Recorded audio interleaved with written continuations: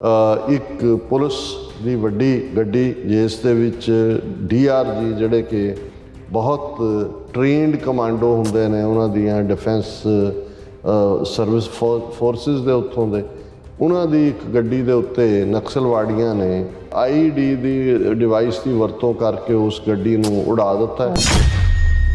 ਜਿਹੜੇ 10 ਮਾਰੇ ਗਏ ਸਿਕਿਉਰਿਟੀ ਵਾਲੇ ਸੀ, ਉਹਨਾਂ ਦੀਆਂ ਲਾਸ਼ਾਂ ਕਈ ਸੌ ਯਾਰਡ ਦੂਰ ਜਾ ਕੇ ਡਿੱਗੀਆਂ। ਡਰਾਈਵਰ ਦੀ ਵੀ ਮੌਤ ਹੋਈ। ਪਿਛਲੇ ਸਾਰੇ ਵਰ੍ਹਿਆਂ 'ਚ ਇਹਨਾਂ ਦੀ ਐਕਸਪਲੋਇਟੇਸ਼ਨ ਹੋਈ। ਇਹਨਾਂ ਦੀਆਂ ਜ਼ਮੀਨਾਂ 'ਤੇ ਕਬਜ਼ਾ ਕਰਨ ਲਈ ਜੰਗਲਾਂ 'ਤੇ ਜੰਗਲ ਕੱਟ ਕੇ ਵੱਡੇ ਜਿਹੜਾ ਕਾਰਪੋਰੇਟ ਅਮਰੀਕਾ ਜਾਂ ਇੰਡੀਆ ਦੇ ਅੰਬਾਨੀ ਅਡਾਨੀ ਵੱਡੇ ਕਾਰਪੋਰੇਟ ਘਰਾਣੇ ਨੇ, ਉਹਨਾਂ ਨੂੰ ਉਜਾੜਿਆ। ਉੱਥੇ ਅੱਜ ਵੀ ਇਹਨਾਂ ਦਹਾਕਿਆਂ ਦੇ ਵਿੱਚ ਦੇਖਿਆ ਜਾਏ ਤੇ ਉਹਨਾਂ ਟਰਾਈਬਲਸ ਦੇ ਉੱਤੇ ਬਹੁਤ ਜ਼ੁਲਮ ਹੁੰਦਾ ਹੈ। ਉਹਨਾਂ ਦੇ ਬੱਚੇ ਉਹਨਾਂ ਤੋਂ ਖੋਹ ਕੇ ਉਹਨਾਂ ਨੂੰ ਸ਼ਿਸ਼ੂਵਾੜੀਆਂ ਦੇ ਵਿੱਚ ਰੱਖਿਆ ਜਾਂਦਾ ਹੈ। RSS ਔਰ ਦੂਸਰੇ ਜਿਹਨੂੰ ਹੁਣ ਕੰਟਰੋਲ ਕਰਦੇ ਨੇ ਠੇਕੇਦਾਰ, ਜਿਸ ਕਿਸਮ ਦੇ ਉੱਥੇ ਜ਼ੁਲਮ ਕਰਦੇ ਨੇ। ਵਗਾਰ ਜਿੱਥੇ ਕਿ ਫੜ ਕੇ ਉਹਨਾਂ ਤੋਂ ਕੰਮ ਲਿਆ ਜਾਂਦਾ ਹੈ, ਉਹਨਾਂ ਦੀਆਂ ਔਰਤਾਂ ਦੇ ਨਾਲ ਜ਼ਬਰ ਜਨਾਹ ਕੀਤਾ ਜਾਂਦਾ ਹੈ। ਇੱਥੇ ਦਾਂਤੇਵਾੜਾ 'ਚ ਵਾਕਿਆ ਹੋਇਆ। ਪਿਛਲੇ 5 ਸਾਲਾਂ ਤੋਂ ਇੰਡੀਅਨ 에ਅਰਫੋਰਸ ਡਰੋਨ ਅਟੈਕ ਕਰਦੀ ਹੈ, ਮਾਰਦੀ ਹੈ। ਇੰਨੇ ਉਹਨਾਂ ਦੇ ਡਿਸਟ੍ਰਿਕਟ ਪ੍ਰਭਾਵਿਤ ਨੇ। ਇਹਨਾਂ ਦੇ ਇੰਡੀਅਨ ਗਵਰਨਮੈਂਟ ਦੀ ਆਪਣੀ ਰਿਪੋਰਟ ਹੈ, ਹੋਮ ਮਿਨਿਸਟਰੀ ਦੀ, 2021 'ਚ 509 ਘਟਨਾਵਾਂ ਹੋਈਆਂ। ਇਕੱਲਾ ਇਹ ਨਹੀਂ ਹੈ ਕਿ ਵੀ ਉਹਨਾਂ ਨੇ IED ਅੱਜ ਹੀ ਬਲਾਸਟ ਕੀਤੀ ਹੈ। 2010 ਦੇ ਵਿੱਚ ਇਸੇ ਹੀ ਏਰੀਏ ਦੇ ਵਿੱਚ ਉਹਨਾਂ ਨੇ ਇਸ ਬਲਾਸਟ ਦੇ ਨਾਲ 75 CRPF ਦੇ ਜਵਾਨ ਜਿਹੜੇ ਨੇ ਉਹ ਉਡਾਏ ਸੀ।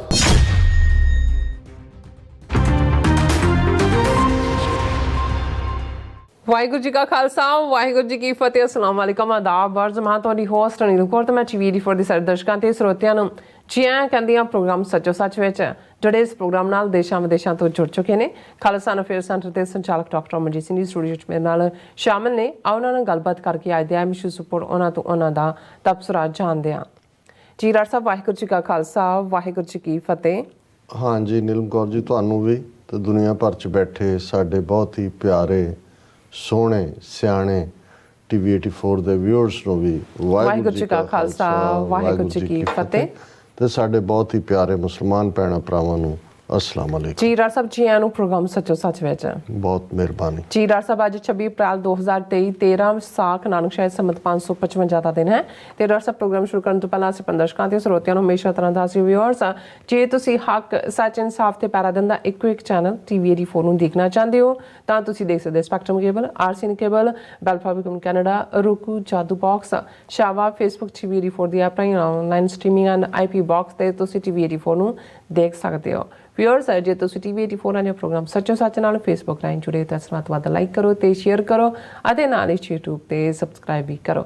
ਇਹ ਵੀ ਦੱਸਿਓ ਕਿ ਤੁਸੀਂ TV84 ਦੀ ਐਪ ਨੂੰ ਐਂਡਰੋਇਡ ਐਂਡ ਐਪ ਸਟੋਰ ਤੇ ਡਾਊਨਲੋਡ ਕਰਕੇ ਜੋ TV84 ਦੀ ਲਾਈਵ ਸਟ੍ਰੀਮ ਹੈ ਇਸ ਨੂੰ ਤੁਸੀਂ 24 ਆਵਰਸ ਦੇਖ ਸਕਦੇ ਹੋ।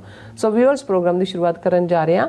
ਸੋ ਪ੍ਰੋਗਰਾਮ ਦੀ ਸ਼ੁਰੂਆਤ ਕਰਾਂਗੇ ਅੱਜ ਦੀ ਸਪਾਂਸਰਸ਼ਿਪ ਦੇ ਹਵਾਲੇ ਨਾਲ ਕਿ ਅੱਜ ਦੇ ਪ੍ਰੋਗਰਾਮ ਸੱਚੋ ਸੱਚ ਨੂੰ ਸਪਾਂਸਰ ਕੀਤਾ ਗਿਆ ਹੈ ਟੋਰਾਂਟੋ ਤੋਂ ਛੋਟੇ ਵੀਰ ਨਵਜੋਤ ਸਿੰਘ ਜੀ ਹੋਰਾਂ ਵੱਲੋਂ। ਸੋ ਇਹਨਾਂ ਨੇ ਜਿਹੜੀ ਇਸ ਗੱਲ ਤੇ ਜ਼ੋਰ ਦਿੱਤਾ ਹੈ ਕਿ ਅੱਜ ਸਾਨੂੰ ਮੀਡੀਆ ਦੀ ਸਖਤ ਲੋੜ ਹੈ ਜੋ ਸਾਡਾ ਪੱਖ ਦੁਨੀਆ ਸਾਹਮਣੇ ਰੱਖ ਸਕੇ ਅਤੇ ਸਿੱਖਾਂ ਖਿਲਾਫ ਝੂਠੇ ਪ੍ਰਾਪੋਗੰਡੇ ਦਾ ਜਿਹੜਾ ਜਵਾਬ ਦੇਵੇ। ਸੋ TV84 ਨੇ ਇਸ ਕਾਰਜ ਨੂੰ ਬਾਖੂਬੀ ਨਿਭਾਇਆ ਹੈ, ਪਰ ਹੁਣ ਆਪਣਾ ਦਾਇਰਾ ਹੋਰ ਵਧਾਉਣ ਦੀ ਲੋੜ ਹੈ। ਇਸ ਲਈ ਸਭ ਸੰਗਤਾਂ ਨੂੰ ਬੇਨਤੀ ਹੈ ਕਿ ਆਪਣਾ ਦਸਵੰਧ ਕੱਢੋ, TV84 ਦੀ ਵੱਧ ਤੋਂ ਵੱਧ ਮਦਦ ਕਰੋ। ਕੌਮੀ ਘਰ ਖਾਲਿਸਤਾਨ ਲਈ ਲਾਮਬੰਦੀ ਕਰਨ ਵਾਲੇ ਮੀਡੀਆ ਅਦਾਰਿਆਂ ਦੀ ਸਾਡੇ ਕੋਲ ਘਾਟ ਹੈ, ਵੱਧ ਤੋਂ ਵੱਧ ਮਦਦ ਕਰੋ। ਸੋ ਅੱਜ ਦੀ ਸਪਾਂਸਰਸ਼ਿਪ ਲਈ ਅਸੀਂ ਛੋਟੇ ਵੀਰ ਨਵਜੋਤ ਸਿੰਘ ਜੀ ਹੋਰਾਂ ਦਾ ਤਹਿ ਦਿਲ ਤੋਂ ਧੰਨਵਾਦ ਕਰਦੇ ਹਾਂ। ਤੁਹਾਨੂੰ ਵੀ ਅਪੀਲ ਤੇ ਬੇਨਤੀ ਕਰਦੇ ਹਾਂ ਕਿ ਤੁਸੀਂ ਪ੍ਰੋਗਰਾਮ ਸੱਚੋ ਸੱਚ ਨੂੰ ਵੱਧ ਤੋਂ ਵੱਧ ਸਪਾਂਸਰ ਕਰੋ। ਸਪਾਂਸਰਸ਼ਿਪ ਲਈ ਤੁਸੀਂ ਸਾਨੂੰ ਕਾਲ ਕਰ ਸਕਦੇ ਹੋ ਸਾਡੇ ਫੋਨ ਨੰਬਰ ਤੇ 5166191984, ਸੇਮ ਨੰਬਰ ਤੇ WhatsApp ਕਰ ਸਕਦੇ ਹੋ। ਤੁਸੀਂ ਸਾਨੂੰ ਈਮੇਲ ਵੀ ਕਰ ਸਕਦੇ ਹੋ info@tv84.tv ਤੇ। ਸੋ ਵਿਊਅਰਸ, ਪਹਿਲੇ ਸੈਗਮੈਂਟ ਦੇ ਵਿੱਚ ਆਪਾਂ ਗੱਲਬਾਤ ਕਰਨ ਜਾ ਰਹੇ ਹਾਂ ਕਿ ਮੀਡੀਆ ਰਿਪੋਰਟਾਂ ਅਨੁਸਾਰ ਛੱਤੀਸਗੜ੍ਹ ਦੇ ਦਾਤੇਵਾੜਾ ਜ਼ਿਲ੍ਹੇ ਵਿੱਚ ਨਕਸਲਵਾਦੀਆਂ ਨੇ ਇੱਕ ਵੱਡੇ ਬੰਬ ਧਮਾਕੇ ਨਾਲ 10 ਪੁਲਿਸ ਕਰਮਚਾਰੀਆਂ ਨੂੰ ਅਤੇ ਪੁਲਿਸ ਗੱਡੀ ਦੇ ਜਿਹੜੇ ਡਰਾਈਵਰ ਨੂੰ ਮੌਤ ਦੇ ਘਾਟ ਉਤਾਰ ਦਿੱਤਾ ਹੈ। ਸੋ ਇਹ ਪਿਛਲੇ 2 ਸਾਲਾਂ ਵਿੱਚ ਨਕਸਲਵਾਦੀਆਂ ਵੱਲੋਂ ਕੀਤਾ ਗਿਆ ਸਭ ਤੋਂ ਵੱਡਾ ਹਮਲਾ ਹੈ।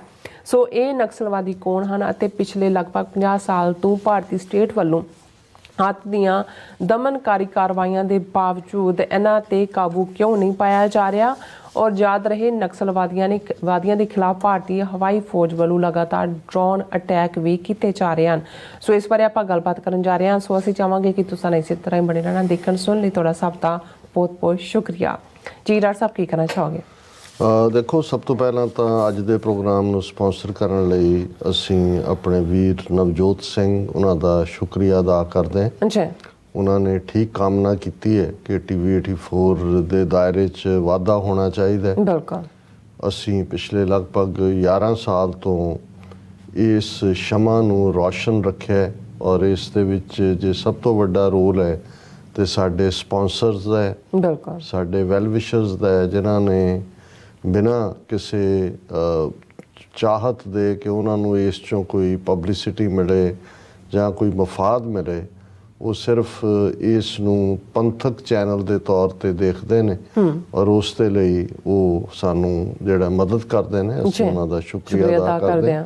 ਔਰ ਜ਼ਾਹਰ ਹੈ ਕਿ ਦਾਇਰਾ ਤਾਂ ਵਧੇਗਾ। ਅਲਟੀਮੇਟਲੀ ਇਹੀ ਹੁੰਦਾ ਹੈ ਕਿ ਵੀ ਘਿਓ ਪਾਓਗੇ ਤੇ ਉਨਾ ਹੀ ਸਵਾਦ ਹੋਏਗਾ। ਬਿਲਕੁਲ। ਸੋ ਅਸੀਂ ਤਾਂ ਬੜੇ ਸੀਮਤ ਸਾਧਨਾਂ ਦੇ ਨਾਲ ਇਹ ਸਾਰੇ ਨੂੰ ਜਿੱਥੇ ਹੈ ਉੱਥੇ ਕਿ ਕਾਇਮ ਰਹੇ, ਇਹੀ ਸਾਡਾ ਯਤਨ ਹੈ। ਪਰ ਸਾਡੀ ਇਹ ਚਾਹਨਾ ਜ਼ਰੂਰ ਹੈ ਕਿ ਜੇ ਸਾਡੇ ਨਾਲ ਸਾਡੇ ਹੋਰ ਥੋੜ੍ਹੇ ਜਿਹੇ ਧਨਾੜ ਸਿੱਖ ਉਹ ਆਪਣੀ ਜੇਬ ਢਿੱਲੀ ਕਰਨ ਜਾਂ ਉਹਨਾਂ ਨੂੰ ਇਹ ਲੱਗੇ ਕਿ ਭਾਈ ਜਿੱਥੇ ਉਹਨਾਂ ਲਈ ਵੱਡੇ ਵੱਡੇ ਕਾਰਾਂ ਕੋਠੀਆਂ ਜਿਹੜੀਆਂ ਨੇ ਉਹ ਜ਼ਰੂਰੀ ਨੇ, ਠੀਕ ਹੈ, ਚੰਗੀ ਜ਼ਿੰਦਗੀ ਲਈ ਸਾਰੇ ਇੱਥੇ ਆਏ ਨੇ, ਉੱਥੇ ਜੇ ਉਹਨਾਂ ਨੂੰ ਇਹ ਲੱਗਦਾ ਹੈ ਕਿ ਭਾਈ ਸਾਡੇ ਨਾਲ ਧੱਕਾ ਹੋ ਰਿਹਾ ਹੈ ਜਾਂ ਅਸੀਂ ਪ੍ਰੋਟੈਸਟ ਵੀ ਕਰਦੇ ਹਾਂ ਜੀ, ਫਲਾਂ ਹਿੰਦੂਤਵੀ ਮੀਡੀਆ ਨੇ ਇਹ ਛਾਪ ਦਿੱਤਾ ਹੈ ਜਾਂ ਸੋਸ਼ਲ ਮੀਡੀਆ ਤੇ ਉਹਨਾਂ ਦੇ IT ਸੈੱਲ ਨੇ ਇਹ ਨਾ ਪੱਖੀ ਕਰ ਦਿੱਤਾ ਹੈ, ਸਿੱਖਾਂ ਨੂੰ ਬਦਨਾਮ ਕਰ ਰਹੇ ਨੇ, ਗੁਰੂ ਸਾਹਿਬਾਨ ਦੇ ਖਿਲਾਫ ਟਿੱਪਣੀਆਂ, ਸਿੱਖ ਇਤਿਹਾਸ ਨੂੰ ਤੋੜਿਆ ਮਰੋੜਿਆ ਜਾ ਰਿਹਾ, ਤੇ ਫਿਰ ਉਹਦਾ ਜਵਾਬ ਤਾਂ ਸਿਰਫ ਘਰ ਬਹਿ ਕੇ ਜਾਂ ਡਰਾਇੰਗ ਰੂਮਸ ਦੇ ਵਿੱਚ ਡਿਸਕਸ਼ਨ ਨਾਲ ਤਾਂ ਨਹੀਂ ਨਿਕਲਣਾ। ਉਸ ਦਾ ਕਾਊਂਟਰ ਕਰਨਾ ਬਣਦਾ ਹੈ ਤੇ ਕਾਊਂਟਰ ਤੁਸੀਂ ਪ੍ਰੋਐਕਟਿਵ, ਇੱਕ ਤਾਂ ਰਿਐਕਟਿਵ ਅਪਰੋਚ ਹੈ। ਮੈਨੂੰ ਤਾਂ ਕਈ ਵਾਰ ਲੱਗਦਾ ਸੀ ਸਾਰੇ ਹੀ ਰਿਐਕਟਿਵ ਹੋ ਗਏ। ਇੱਕ ਘਟਨਾ ਵਾਪਰਦੀ ਹੈ, ਉਹਨਾਂ ਚੀਕ ਚਿਹਾੜਾ ਪੈ ਜਾਂਦਾ ਹੈ, ਉਹ ਖਤਮ ਹੁੰਦੀ ਹੈ, ਫਿਰ ਦੂਸਰੀ ਆ ਜਾਂਦੀ ਹੈ, ਫਿਰ ਅਸੀਂ ਉਸ ਦੇ ਪਿੱਛੇ ਲੱਗ ਪੈਂਦੇ ਹਾਂ। ਔਰ ਇਵੇਂ ਹੀ ਅਸੀਂ ਆਪਣਾ ਐਮੋਸ਼ਨਲੀ ਵੀ ਸਾਨੂੰ ਉਹ ਡਰੇਨ ਆਊਟ ਕਰਦੇ ਨੇ ਔਰ ਅਸੀਂ ਕਿਤੇ ਵੀ ਉਸੇ ਹੀ ਸਰਕਲ ਦੇ ਵਿੱਚ ਘੁੰਮ ਰਹੇ। ਸੋ ਵੀਰ ਨਵਜੋਤ ਸਿੰਘ ਹੋਰਾਂ ਦਾ ਬਹੁਤ ਬਹੁਤ ਸ਼ੁਕਰੀਆ। ਬਹੁਤ ਵਾਰ ਅਸੀਂ ਜਦੋਂ ਭਾਰਤ ਦੇ ਨਕਸ਼ੇ 'ਚ ਕੈਦ ਅੱਡ ਕੌਮੀਅਤਾਂ ਦੀ ਗੱਲ ਕਰਦੇ ਹਾਂ ਤੇ ਉਸ ਦੇ ਵਿੱਚ ਜ਼ਾਹਰ ਹੈ ਜਦੋਂ ਕੌਮੀਅਤ ਦਾ ਮਸਲਾ ਆਉਂਦਾ ਹੈ ਫਿਰ ਪੰਜਾਬ ਦੇ ਵਿੱਚ ਸਿੱਖ ਖਾਲਿਸਤਾਨ ਦੀ ਮੰਗ ਕਰਦੇ ਨੇ, ਜਿਹੜਾ ਉਹਨਾਂ ਦਾ ਜਮਾਂਦਰੂ ਹੱਕ ਹੈ। ਉਹ ਤੀਸਰੀ ਧਿਰ ਸਨ ਨੈਗੋਸ਼ੀਏਸ਼ਨ ਵੇਲੇ, ਟਰਾਂਸਫਰ ਆਫ ਪਾਵਰ ਵੇਲੇ, ਔਰ ਜ਼ਾਹਰ ਹੈ ਕਿ ਉਹਨਾਂ ਦੇ ਨਾਲ ਕੀਤੇ ਗਏ ਇਕਰਾਰ ਜਿਹੜੇ ਵਾਅਦੇ ਸੀ ਉਹ ਵਫਾ ਨਹੀਂ ਹੋਏ। ਨਤੀਜੇ ਦੇ ਤੌਰ ਤੇ ਉਹਨਾਂ ਨੇ ਅਖੀਰ ਭਾਰਤੀ ਜ਼ੁਲਮਾਂ ਤੋਂ ਅੱਕ ਕੇ 37 ਸਾਲ ਉਹਨਾਂ ਨੇ 47 ਤੋਂ 84 ਤੱਕ ਹਰ ਹੀਲਾ ਵਰਤਿਆ।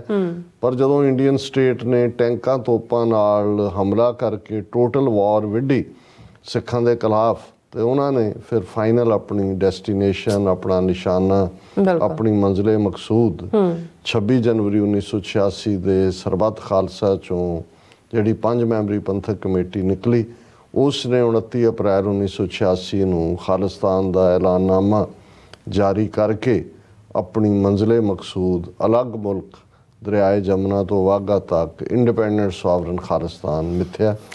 ਅਸੀਂ ਜਦੋਂ ਅੱਜ ਗੱਲ ਕਰ ਰਹੇ ਹਾਂ ਲਗਭਗ 3 ਦਿਨ ਬਾਅਦ ਸੈਚਰਡੇ 29 ਅਪ੍ਰੈਲ ਨੂੰ 37ਵੀਂ ਵਰ੍ਹੇਗੰਢ ਹੋਏਗੀ ਖਾਲਿਸਤਾਨ ਐਲਾਨਨਾਮੇ ਦੀ। ਉਸ ਨੂੰ ਲੈ ਕੇ ਬਹੁਤ ਸਾਰੀਆਂ ਥਾਵਾਂ ਤੇ ਸਮਾਗਮ ਰੱਖੇ ਗਏ ਨੇ। ਦਲ ਖਾਲਸਾ ਵੱਲੋਂ ਪ੍ਰੈਸ ਕਾਨਫਰੰਸ ਕਰਕੇ ਐਲਾਨਿਆ ਗਿਆ ਕਿ ਅਕਾਲ ਤਖਤ ਸਾਹਿਬ ਤੇ ਇਕੱਠੇ ਹੋ ਕੇ ਉਹ ਅਰਦਾਸ ਕਰਨਗੇ। ਇਸੇ ਤਰ੍ਹਾਂ ਵਰਲਡ ਸਿੱਖ ਪਾਰਲੀਮੈਂਟ ਵੱਲੋਂ 30 ਅਪ੍ਰੈਲ ਵਾਲੇ ਦਿਨ, ਕਿਉਂਕਿ 29 ਅਪ੍ਰੈਲ ਨੂੰ ਇੱਥੇ ਸਿੱਖ ਡੇ ਪੈਰੇਡ ਹੈ, 30 ਅਪ੍ਰੈਲ ਵਾਲੇ ਦਿਨ ਫਲਸ਼ਿੰਗ ਗੁਰਦੁਆਰਾ ਸਾਹਿਬ ਦੇ ਵਿੱਚ ਇੱਕ ਵੱਡੀ ਪੰਥਕ ਕਨਵੈਨਸ਼ਨ ਕੀਤੀ ਜਾ ਰਹੀ ਹੈ, ਜਿਸ 'ਚ ਜਿੱਥੇ ਇਹਨਾਂ 37 ਵਰ੍ਹਿਆਂ ਦੇ ਸ਼ਹੀਦ ਸਿੰਘਾਂ ਸਿੰਘਣੀਆਂ ਨੂੰ ਜਿਹੜੇ ਖਾਲਿਸਤਾਨ ਦੇ ਸ਼ਹੀਦ ਨੇ ਉਹਨਾਂ ਨੂੰ ਟ੍ਰਿਬਿਊਟ ਦਿੱਤੀ ਜਾਏਗੀ। ਉੱਥੇ ਰਿਜ਼ੋਲਵ ਵੀ ਦੁਹਰਾਇਆ ਜਾਏਗਾ ਕਿ ਸਿੱਖ ਕੌਮ ਖਾਲਿਸਤਾਨ ਤੋਂ ਬਿਨਾਂ ਹੋਰ ਕਿਸੇ ਵੀ ਮੁੱਦੇ ਦੇ ਉੱਤੇ ਗੱਲ ਕਰਨ ਨੂੰ ਤਿਆਰ ਨਹੀਂ ਹੈ ਜੀ ਔਰ ਇਹੀ ਸਾਡਾ ਨਿਸ਼ਾਨਾ ਹੈ ਔਰ ਇਸ ਨੂੰ ਅਸੀਂ ਹਾਸਲ ਕਰਾਂਗੇ। ਬਿਲਕੁਲ। ਸੋ ਜ਼ਾਹਰ ਹੈ ਪੰਜਾਬ ਦੇ ਵਿੱਚ ਇਸ ਮੁੱਦੇ ਦੇ ਉੱਤੇ ਸਿੱਖ ਕੌਮ ਡਟ ਗਈ ਹੈ। ਬਿਲਕੁਲ। ਫਿਰ ਅਸੀਂ ਭਾਰਤੀ ਨਕਸ਼ੇ 'ਚ ਕੈਦ ਦੂਸਰੀ ਕੌਮੀਅਤ ਕਸ਼ਮੀਰੀ ਜੰਮੂ ਕਸ਼ਮੀਰ ਸੂਬਾ ਜਿਸ ਨੂੰ ਹੁਣ ਯੂਨੀਅਨ ਟੈਰੀਟਰੀ 'ਚ ਬਦਲ ਦਿੱਤਾ ਗਿਆ ਹੈ 5 ਅਗਸਤ 2019 ਨੂੰ, ਔਰ ਜੰਮੂ ਕਸ਼ਮੀਰ ਜਿਸ ਦਾ ਕੇਸ ਖੁਦ ਨਹਿਰੂ UN ਸਿਕਿਉਰਿਟੀ ਕੌਂਸਲ 'ਚ ਲੈ ਕੇ ਗਿਆ ਔਰ ਉਹਨਾਂ ਦੇ 17-18 ਰੈਜ਼ੋਲੂਸ਼ਨ ਨੇ ਇਸ ਦੇ ਉੱਤੇ ਰਾਈਟ ਆਫ ਸੈਲਫ ਡਿਟਰਮੀਨੇਸ਼ਨ ਦੇ, ਜਿਹਦੇ ਲਈ ਪਲੇਬਸਾਈਡ ਕਿ ਜੰਮੂ ਕਸ਼ਮੀਰ ਦੇ ਲੋਕਾਂ ਨੂੰ ਪੁੱਛਿਆ ਜਾਏ ਕਿ ਉਹ ਕੀ ਚਾਹੁੰਦੇ ਨੇ ਭਾਰਤ ਨਾਲ, ਪਾਕਿਸਤਾਨ ਨਾਲ, ਜਾਂ ਜੇ ਕੋਈ ਥਰਡ ਆਪਸ਼ਨ ਦੀ ਗੱਲ ਵੀ ਹੁੰਦੀ ਹੈ ਉਸ ਨੂੰ ਦੋਵੇਂ ਹੀ ਤਰ੍ਹਾਂ ਦੇਖ ਸਕਦੀਆਂ ਨੇ। ਜੀ ਲੇਕਿਨ ਉੱਥੇ ਵੀ ਉਹੀ ਜ਼ੁਲਮਾਂ ਦੀ ਕਹਾਣੀ ਸਾਡੇ ਤਾਂ ਖੁੱਲ੍ਹ ਕੇ ਜੂਨ 84 ਤੋਂ ਬਾਅਦ ਟੋਟਲ ਵਾਰ ਆਈ, ਉੱਥੇ ਤਾਂ ਇੱਕਦਮ ਬਾਅਦ ਹੀ ਜਿਵੇਂ ਇਹਨਾਂ ਨੇ ਸ਼ੇਖ ਅਬਦੁੱਲਾ ਨੂੰ ਵੀ ਥੋੜ੍ਹੇ ਸਾਲਾਂ ਬਾਅਦ ਕੈਦ ਕਰ ਲਿਆ। ਪਹਿਲਾਂ ਉਹ ਭਾਰਤ ਦੇ ਵਿੱਚ ਪ੍ਰਿਜ਼ਨਰ ਆਫ ਕੌਨਸ਼ੀਅਸ ਜਿਹਨੂੰ ਐਮਨੈਸਟੀ ਇੰਟਰਨੈਸ਼ਨਲ ਨੇ ਐਲਾਨਿਆ, ਫਿਰ ਉਹਨੂੰ ਦਬਾਅ ਬਣਾ ਕੇ ਵਾਪਸ ਸਮਝੌਤਾ ਵੀ ਉਹਦੇ ਨਾਲ ਕੀਤਾ ਗਿਆ, ਉਹ ਮਰ ਗਿਆ, ਉਹਦਾ ਮੁੰਡਾ ਫਾਰੂਕ ਅਬਦੁੱਲਾ ਔਰ ਫਿਰ ਉਮਰ ਅਬਦੁੱਲਾ। ਲੇਕਿਨ ਕਦੇ ਵੀ ਜੰਮੂ ਕਸ਼ਮੀਰ 'ਚ ਫੇਅਰ ਐਂਡ ਫੇਅਰ ਇਲੈਕਸ਼ਨਸ ਵੀ ਨਹੀਂ ਹੋਣ ਦਿੱਤੀਆਂ ਗਈਆਂ ਔਰ ਅਖੀਰ 5 ਅਗਸਤ 2019 ਨੂੰ ਉਹਨਾਂ ਦਾ ਸੂਬੇ ਦਾ ਵਜੂਦ ਵੀ ਮਿਟਾ ਦਿੱਤਾ ਗਿਆ ਤੇ ਆਰਟੀਕਲ 370(35)A ਖਤਮ ਕਰ ਦਿੱਤਾ ਗਿਆ। ਇਸ ਵੇਲੇ ਵੀ ਜੰਮੂ ਕਸ਼ਮੀਰ ਫੌਜ ਦੇ ਕਬਜ਼ੇ ਦੇ ਵਿੱਚ ਹੀ ਹੈ ਔਰ ਫੌਜੀ ਜ਼ੁਲਮ ਚੱਲ ਰਹੇ ਨੇ। ਔਰ ਪਿਛਲੇ ਦਿਨਾਂ 'ਚ ਪੁੰਛ ਦੇ ਵਿੱਚ ਜਿਹੜਾ ਵਾਕਿਆ ਹੋਇਆ ਉਸ ਨੂੰ, ਕਿਉਂਕਿ ਜਦੋਂ ਈਵਨ ਨੇਟਿਵ ਕਸ਼ਮੀਰੀ ਵੀ ਡਾਈਸੈਂਟ ਕਰਦੇ ਨੇ ਔਰ ਜਦੋਂ ਤੁਹਾਡੇ ਕੋਲ ਪੀਸਫੁਲ ਕੋਈ ਰਸਤਾ ਹੀ ਨਹੀਂ ਰਿਹਾ। ਹੁਣ ਹਾਲਾਂਕਿ ਸਤਪਾਲ ਮਲਿਕ ਅੱਜ ਕੱਲ੍ਹ ਬੜਾ ਸੈਲੀਬ੍ਰਿਟੀ ਫਿਗਰ ਬਣਿਆ ਹੋਇਆ, ਅੱਜ ਉਹ ਜੰਤਰ ਮੰਤਰ 'ਤੇ ਵੀ ਜਾ ਕੇ ਬੈਠਾ ਜਿੱਥੇ ਕਿ ਪਹਿਲਵਾਨ ਕੁੜੀਆਂ ਜਿਨ੍ਹਾਂ ਨੂੰ ਸ਼ਿਕਾਇਤ ਹੈ ਕਿ ਉਹਨਾਂ ਦੇ ਨਾਲ ਸੈਕਸ਼ੂਅਲ ਹਰਾਸਮੈਂਟ ਹੋਈ ਔਰ ਉਹ ਜਿਹੜਾ ਕੰਸਰਨਡ ਉਹਨਾਂ ਦੀ ਰੈਸਲਿੰਗ ਫੈਡਰੇਸ਼ਨ ਦਾ ਹੈ ਔਰ ਉਹ MP ਵੀ ਹੈ, ਉਸ ਦਾ ਅਸਤੀਫਾ ਮੰਗ ਰਹੀਆਂ ਨੇ, FIR ਮੰਗ ਰਹੀਆਂ ਨੇ। ਉੱਥੇ ਵੀ ਜਾ ਕੇ ਸਤਪਾਲ ਮਲਿਕ ਨੇ ਕਿਹਾ ਜੀ ਮੈਂ ਨਾਲ ਖਲੋਤਾ ਹੈ, ਕਿਸਾਨਾਂ ਦੇ ਮੁੱਦੇ ਤੇ ਵੀ ਬੋਲਿਆ। ਲੇਕਿਨ ਪਿਛਲੇ ਦਿਨਾਂ ਦੇ ਇੱਕ ਇੰਟਰਵਿਊ 'ਚੋਂ ਕਹਿ ਰਿਹਾ ਸੀ ਜਦੋਂ ਕਿ ਉਹ ਜੰਮੂ ਕਸ਼ਮੀਰ ਦਾ ਗਵਰਨਰ ਸੀ ਕਿ ਮੈਨੂੰ ਜਦੋਂ ਇਹ ਕਿਹਾ ਗਿਆ ਕਿ ਜੀ ਇੱਥੇ ਜਿਹੜੇ ਨਿਕਲਦੇ ਨੇ ਯੰਗਸਟਰ ਉਹ ਪੱਥਰ ਸੁੱਟਦੇ ਨੇ ਤੇ ਕਹਿੰਦੇ ਮੈਂ ਆਰਡਰ ਦਿੱਤਾ ਕਿ ਜਿੱਥੋਂ ਪੱਥਰ ਆਏ ਉਹਨੂੰ ਗੋਲੀ ਮਾਰੋ। ਸੋ ਜ਼ਾਹਰ ਹੈ ਵੀ ਉਹਨਾਂ ਦੀ ਦਮਨਕਾਰੀ ਨੀਤੀ ਉੱਥੇ ਪੀਸਫੁਲੀ ਕੋਈ ਪ੍ਰੋਟੈਸਟ ਕਰਨ ਦੀ ਤਾਂ ਥਾਂ ਹੀ ਨਹੀਂ ਰਹੀ। ਸੋ ਜਿਵੇਂ ਸਿੱਖਾਂ ਦੇ ਉੱਤੇ ਵੀ ਸਟੇਟ ਨੇ ਆਪਣੇ ਟੈਰਰ ਦੇ ਨਾਲ ਸਾਨੂੰ ਪੁਸ਼ ਟੂ ਦਾ ਵਾਲ ਕਰਕੇ ਹਥਿਆਰਬੰਦ ਰਸਤੇ ਦੇ ਉੱਤੇ ਤੋਰਿਆ ਬਿਟਵੀਨ 84 ਐਂਡ 94, ਇਸੇ ਤਰ੍ਹਾਂ ਕਸ਼ਮੀਰੀਆਂ ਨੂੰ ਵੀ ਜੋ ਪੀਸਫੁਲੀ ਕਸ਼ਮੀਰੀ ਉਹਨਾਂ ਦਾ ਦਮਨ ਹੋ ਰਿਹਾ ਸੀ 47 ਤੋਂ 1989 ਤੱਕ ਉਹਦਾ ਸ਼ਿਕਾਰ। 89 'ਚ ਪਹਿਲੀ ਵਾਰ ਉਹਨਾਂ ਨੇ ਹਥਿਆਰ ਚੁੱਕੇ ਸੀ ਔਰ ਹੁਣ ਵੀ ਜਿਹੜਾ ਵੀ ਵਾਕਿਆ ਕੋਈ ਹੁੰਦਾ ਹੈ ਉਸ ਦੇ ਨਾਲ, ਜੇ ਪੁੰਛ ਵਾਲਾ ਵਾਕਿਆ ਉਹਨਾਂ ਦੇ ਨੇਟਿਵਸ ਨੇ ਵੀ ਕੀਤਾ ਹੋਇਆ ਉਹ ਤਾਂ ਫੌਜ ਦੇ ਅਗੇਂਸਟ ਹੈ। ਫੌਜ ਜਹਾਂ ਜਿੱਥੇ ਸਿਵਿਲੀਅਨ ਮਾਰਿਆ ਜਾਂਦਾ ਹੈ ਉਹ ਜ਼ਰੂਰ ਅਫਸੋਸ ਦਾ ਕਾਰਨ ਹੁੰਦਾ ਹੈ, ਬੇਗੁਨਾਹ ਹੁੰਦਾ ਹੈ। ਔਰ ਜਦੋਂ ਫੌਜ ਜਿਹੜੀ ਹੈ ਉਹ ਜ਼ੁਲਮ ਕਰਦੀ ਹੈ ਔਰ ਉਹ ਸਿਵਿਲੀਅਨ ਨੂੰ ਮਾਰਦੀ ਹੈ, ਹਾਲਾਂ ਫੌਜ ਲਈ ਵੀ ਮਿਲੀਟੈਂਟ ਨਾਲ ਜੇ ਜੰਗ ਹੁੰਦੀ ਉਹ ਮਾਰੇ ਜਾਣ ਕੋਈ ਦੁੱਖ ਨਹੀਂ ਹੈ, ਪਰ ਫੌਜ ਤਾਂ ਬਦਲਾ ਜਾਂ ਗੁੱਸਾ ਸਿਵਿਲੀਅਨਸ ਤੇ ਕੱਢਦੀ ਹੈ ਔਰ ਉਹਨਾਂ ਨੂੰ ਮਾਰਦੀ ਹੈ। ਸੋ ਜੰਮੂ ਕਸ਼ਮੀਰ ਦੇ ਵਿੱਚ ਵੀ ਜਿਹੜੀ ਸਟਰਗਲ ਹੈ ਉਹ ਇੱਕ ਅੱਡ ਕੌਮੀਅਤ ਵਜੋਂ, ਇੱਕ ਅੱਡ ਰਾਈਟ ਆਫ ਸੈਲਫ ਡਿਟਰਮੀਨੇਸ਼ਨ ਵਜੋਂ ਹੈ।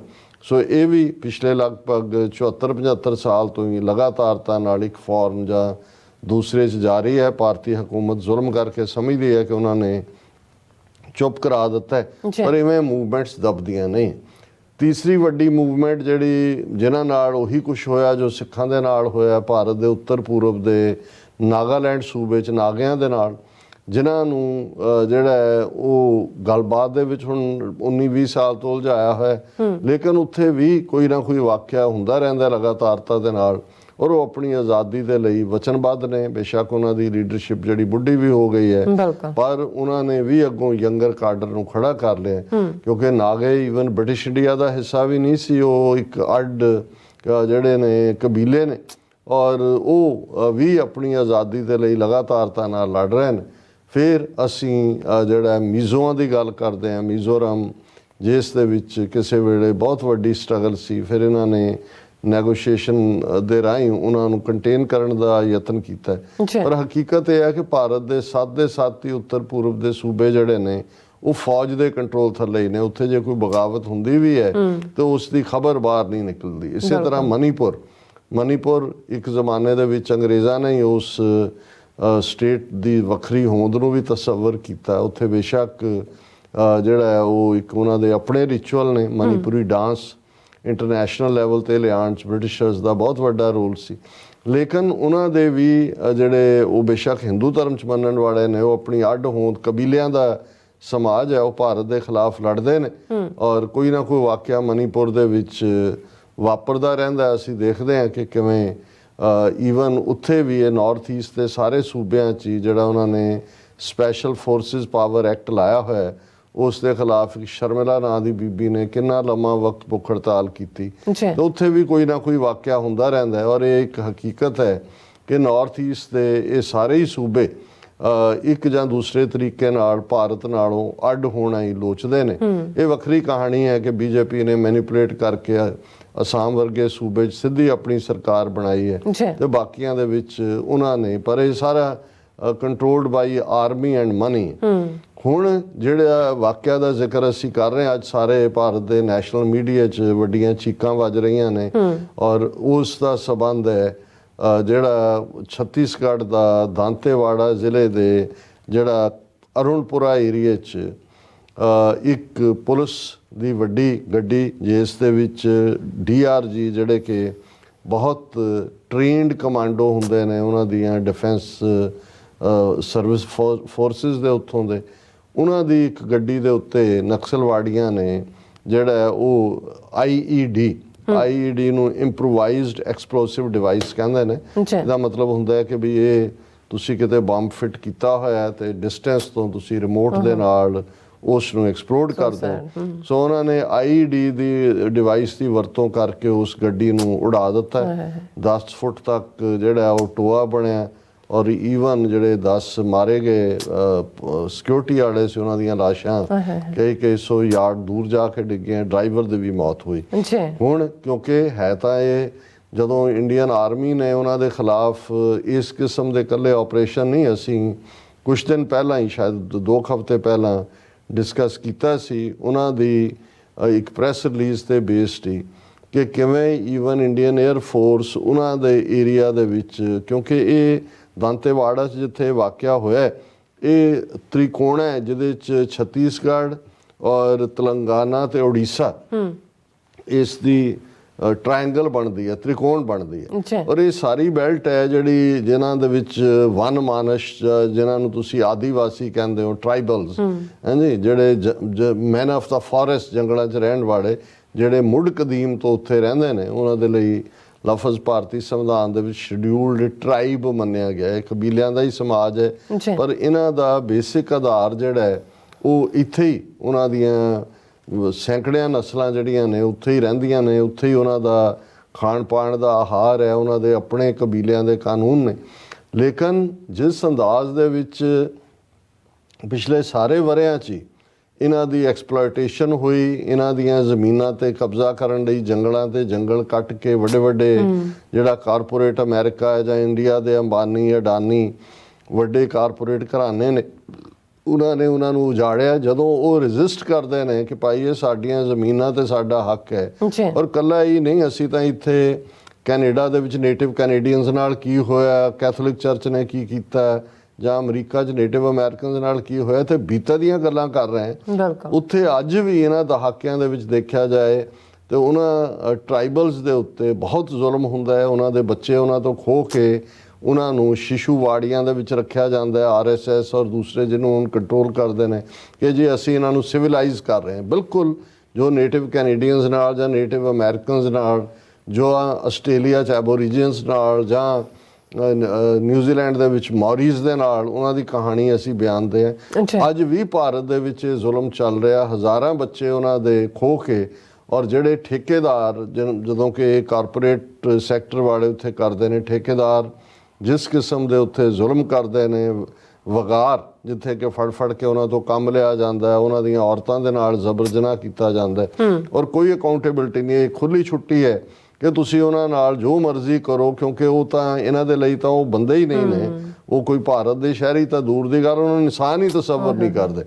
ਸੋ ਇਹਦੇ ਨਤੀਜੇ ਵਜੋਂ ਵਕਤ ਪਾ ਕੇ ਇਹ ਜਿਹੜੇ ਇਸ ਕਿਸਮ ਦੀ ਬੇਸ਼ੱਕ ਇਹ ਸ਼ੁਰੂਆਤ ਜਦੋਂ ਅਸੀਂ ਨਕਸਲਵਾੜ ਲਫ਼ਜ਼ ਸੁਣਦੇ ਹਾਂ ਜਾਂ ਲਫ਼ਜ਼ ਮਾਓਵਾਦੀ ਵੀ ਕਿਹਾ ਜਾਂਦਾ ਹੈ। ਮਾਓਵਾਦੀ ਤਾਂ ਇਸ ਲਈ ਕਿਹਾ ਜਾਂਦਾ ਹੈ ਕਿ ਭਾਈ ਮਾਓ ਜ਼ੇ ਤੁੰਗ ਜਿਹੜਾ ਚੀਨ ਦੇ ਰੈਵੋਲੂਸ਼ਨ ਦਾ ਮਾਓ ਜ਼ੇ ਤੁੰਗ ਐਂਡ ਚੌ ਐਨ ਲਾਈ ਉਹਨਾਂ ਦੀ ਜੋੜੀ ਦੀ ਜਦੋਂ ਅਸੀਂ ਗੱਲ ਕਰਦੇ ਹਾਂ, ਇੱਕ ਵੱਖਰਾ ਇਤਿਹਾਸ ਹੈ ਕਿ ਉਹਨਾਂ ਨੇ ਕਿਵੇਂ ਇੱਕੋ ਵੇਲੇ ਜਿਹੜਾ ਕਲੋਨੀਅਲ ਸਿਸਟਮ ਸੀ ਪੱਛਮ ਦਾ ਉਹਦੇ ਤੋਂ ਵੀ ਛੁਟਕਾਰਾ ਪਾਇਆ ਔਰ ਜਿਵੇਂ ਚਿਆਂਗ ਕਾਈ ਸ਼ੇਕ ਵਰਗਾ ਉਹਨਾਂ ਦਾ ਹੀ ਬੰਦਾ ਜਿਨ੍ਹਾਂ ਨੂੰ ਪੱਛਮ ਵਾਲਿਆਂ ਨੇ ਚੀਨ ਦੇ ਉੱਤੇ ਜਿਹੜਾ ਉਹਨੂੰ ਪ੍ਰੈਜ਼ੀਡੈਂਟ ਬਣਾ ਕੇ ਜਿਹੜਾ ਉਹਨਾਂ ਦੇ ਉੱਤੇ ਥੋਪਿਆ ਹੋਇਆ ਸੀ, ਉਸ ਨੂੰ ਵੀ ਕਿਵੇਂ ਮੇਨਲੈਂਡ ਚਾਈਨਾ ਤੋਂ ਭਜਾ ਕੇ ਫਾਰਮੂਸਾ ਦੇ ਵਿੱਚ ਪੁਸ਼ ਕੀਤਾ, ਜਿਹਨੂੰ ਅੱਜ ਤਾਈਵਾਨ ਕਹਿੰਦੇ ਨੇ। ਔਰ ਅੱਜ ਵੀ ਤਾਈਵਾਨ ਇੱਕ ਦੁੱਖ ਦੀ ਰਗ ਹੈ ਚੀਨ ਦੇ ਵੀ, ਔਰ ਅਮਰੀਕਾ ਜਾਂ ਪੱਛਮੀ ਤਾਕਤਾਂ ਵੀ ਉਸ ਨੂੰ ਇਸਤੇਮਾਲ ਕਰਦੀਆਂ ਨੇ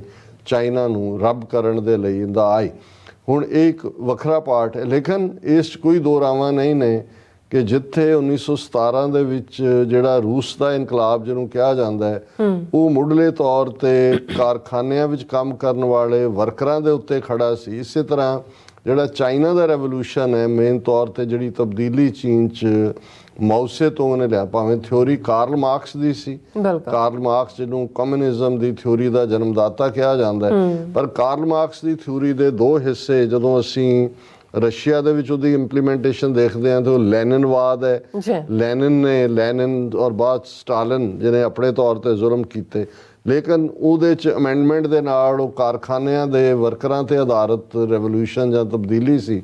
ਲੇਕਿਨ ਚੀਨ ਦੇ ਵਿੱਚ ਜਿਸ ਕਾਰਲ ਮਾਰਕਸ ਦੀ ਥਿਉਰੀ ਨੂੰ ਜਿਹੜਾ ਮਾਓ ਜ਼ੇ ਤੁੰਗ ਨੇ ਲਾਗੂ ਕੀਤਾ, ਉਹਦੇ 'ਚ ਕਿਉਂਕਿ ਆਪਣੀਆਂ ਤਬਦੀਲੀਆਂ ਹਰ ਜਿਹੜੀ ਫਿਲਾਸਫੀ ਹੈ ਉਸ ਨੂੰ ਜਦੋਂ ਤੁਸੀਂ ਸਥਾਨਕ ਕੰਟੈਕਸਟ ਦੇ ਵਿੱਚ ਲਾਗੂ ਕਰਦੇ ਹੋ ਤਾਂ ਉਸ ਦੀਆਂ ਆਪਣੀਆਂ ਨੁਆਂਸਿਸ ਹੁੰਦੀਆਂ ਨੇ। ਉਹ ਖੇਤੀਬਾੜੀ ਆਧਾਰਿਤ ਸੀ, ਉਸ ਨੂੰ ਤੁਸੀਂ ਐਗਰੀਕਲਚਰ ਰੈਵੋਲੂਸ਼ਨ ਜਾਂ ਉਸ ਨੂੰ ਤੁਸੀਂ ਜਿਹੜਾ ਕਿਸਾਨਾਂ ਦਾ ਰੈਵੋਲੂਸ਼ਨ ਕਹਿ ਸਕਦੇ ਹੋ।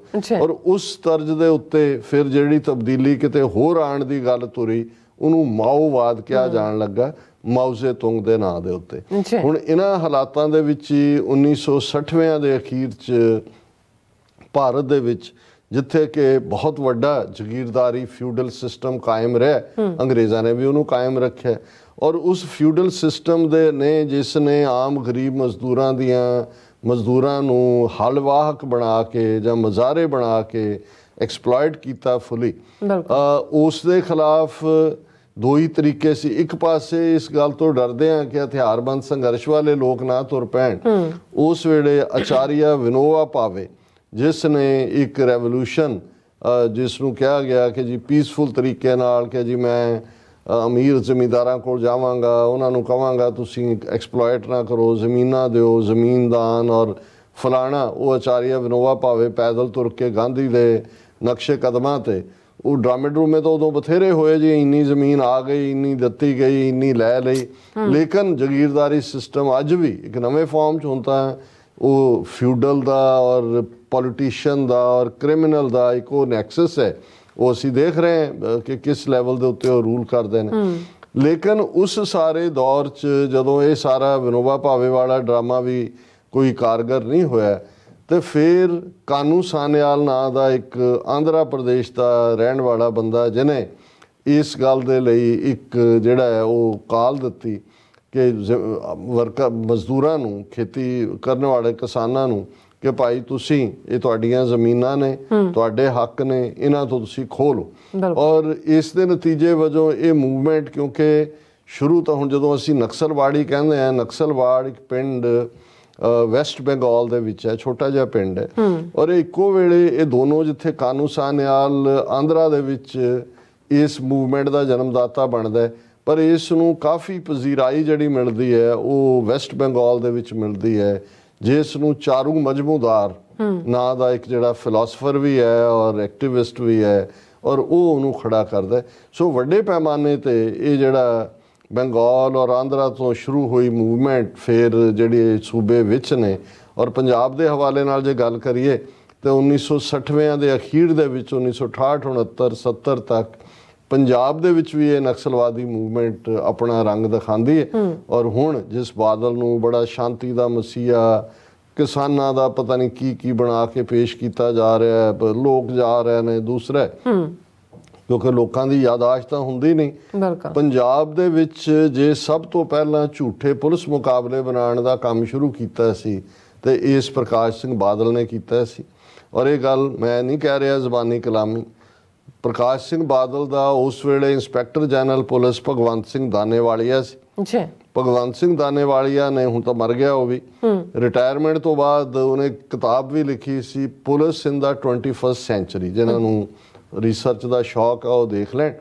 ਔਰ ਉਸ 'ਚ ਉਹਨੇ ਮੰਨਿਆ ਸੀ ਕਿ ਭਾਈ ਅਸੀਂ ਨਕਸਲਵਾਦ ਲਹਿਰ ਨੂੰ ਪੰਜਾਬ 'ਚ ਖਤਮ ਕਰਨ ਲਈ ਝੂਠੇ ਪੁਲਿਸ ਮੁਕਾਬਲਿਆਂ ਦਾ ਸਹਾਰਾ ਲਿਆ ਸੀ। ਔਰ ਉਹਨਾਂ ਪੁਲਿਸ ਮੁਕਾਬਲਿਆਂ 'ਚ ਇਹ ਨਹੀਂ ਕਿ ਜੈਨੂਅਨ ਮਾਰੇ ਗਏ। ਈਵਨ ਆਈਡੀਅਲ ਹੋ ਕਾਮਰੇਡ ਬੂਝਾ ਸਿੰਘ, ਲਗਭਗ 95 ਸਾਲ ਦਾ ਬਜ਼ੁਰਗ, ਜਿਹੜਾ ਕੈਨੇਡਾ ਅਮਰੀਕਾ ਦੀ ਗਦਰ ਮੂਵਮੈਂਟ ਦਾ ਹਿੱਸਾ ਵੀ ਰਿਹਾ ਸੀ, ਉਹਨੂੰ ਵੀ ਫੜ ਕੇ ਕਸਟਡੀ 'ਚ ਰੱਖ ਕੇ ਉਹਨੂੰ ਝੂਠੇ ਪੁਲਿਸ ਮੁਕਾਬਲੇ 'ਚ ਮਾਰਿਆ ਗਿਆ ਸੀ। ਸੋ ਜੇ ਪੰਜਾਬ ਦੇ ਵਿੱਚ ਝੂਠੇ ਪੁਲਿਸ ਮੁਕਾਬਲਿਆਂ ਦਾ ਸਿਲਸਿਲਾ ਕਿਸੇ ਨੇ ਸ਼ੁਰੂ ਕੀਤਾ ਸੀ ਤੇ ਉਹ ਪ੍ਰਕਾਸ਼ ਸਿੰਘ ਬਾਦਲ ਦੀ ਸਰਕਾਰ ਵੇਲੇ ਹੀ ਹੋਇਆ ਸੀ। ਔਰ ਬੰਗਾਲ ਦੇ ਵਿੱਚ ਉਹ ਬਹੁਤ ਵਰਸਟ ਫਾਰਮ 'ਚ ਹੋਇਆ। ਕਾਂਗਰਸ ਦੀ ਹਕੂਮਤ, ਪੀਸੀ ਰੇ, ਪ੍ਰਫੁੱਲ ਚੰਦਰ ਰੇ, ਜਿਹੜਾ ਪੀਸੀ ਰੇ ਹੈ ਜਾਂ ਕੀ ਰੇ, ਉਹ ਜ਼ਰੂਰ ਸੀ। ਬਾਅਦ ਪੰਜਾਬ ਦਾ ਗਵਰਨਰ ਵੀ ਰਿਹਾ 84 ਤੋਂ ਬਾਅਦ। ਔਰ ਬਹੁਤ ਸਾਰੇ ਨੌਜਵਾਨ ਝੂਠੇ ਪੁਲਿਸ ਮੁਕਾਬਲਿਆਂ 'ਚ ਉਹਨੇ ਮਾਰੇ। ਉਸ ਨੇ ਬੰਗਾਲ 'ਚੋਂ ਹਜ਼ਾਰਾਂ ਦੀ ਗਿਣਤੀ 'ਚ ਬੰਗਾਲੀ ਨੌਜਵਾਨ ਜਿਹੜੇ ਇਸ ਰਸਤੇ ਤੇ ਤੁਰੇ ਸੀ, ਨਕਸਲਾਈਟ ਮੂਵਮੈਂਟ, ਜਿਹੜੀ ਬੇਸ਼ੱਕ ਹਰ ਮੂਵਮੈਂਟ ਸਮਾਂ ਪਾ ਕੇ ਕੁਛ ਨਾ ਕੁਛ ਗਲਤੀਆਂ ਵੀ ਹੁੰਦੀਆਂ ਚਲੀਆਂ ਜਾਂਦੀਆਂ ਨੇ, ਲੇਕਿਨ ਮੁੱਢਲੇ ਤੌਰ ਦੇ ਉੱਤੇ ਬੰਗਾਲ 'ਚ ਵੀ ਬੜੀ ਤਾਕਤ ਦੇ ਨਾਲ ਹਜ਼ਾਰਾਂ ਝੂਠੇ ਪੁਲਿਸ ਮੁਕਾਬਲਿਆਂ 'ਚ ਇਸ ਪੂਰੀ ਲਹਿਰ ਨੂੰ ਆਲਮੋਸਟ ਇਉਂ ਲੱਗਾ ਵੀ ਖਤਮ ਕਰ ਦਿੱਤਾ ਗਿਆ। ਔਰ ਇਹੀ ਵਰਤਾਰਾ, ਕਿਉਂਕਿ ਇਹ ਮੂਵਮੈਂਟ ਜਿਹੜੀ ਬੇਜ਼ਮੀਨੇ ਕਰਨ ਦੀ ਲਾਈਨ ਸੀ ਆਦੀਵਾਸੀਆਂ ਨੂੰ, ਇਹ ਫਿਰ ਬੰਗਾਲ ਆਂਧਰਾ ਤੱਕ ਨਹੀਂ, ਇਹਦੇ ਫਿਰ ਹੌਟ ਬੈਡ ਜਿਹੜੇ ਨੇ, ਜਦੋਂ ਆਂਧਰਾ 'ਚੋਂ ਤੇਲੰਗਾਨਾ ਅੱਡ ਹੁੰਦਾ ਤੇ ਉਹ ਵੀ, ਫਿਰ ਬਿਹਾਰ ਵੀ, ਯੂਪੀ ਵੀ, ਔਰ ਇਹ ਸਾਰੇ ਦੇ ਨਾਲ ਚਲਦੇ ਜਿਹਨੂੰ ਰੈੱਡ ਬੈਲਟ ਕਿਹਾ ਜਾਂਦਾ ਸੀ ਕਿ ਲਾਲ ਪੱਟੀ।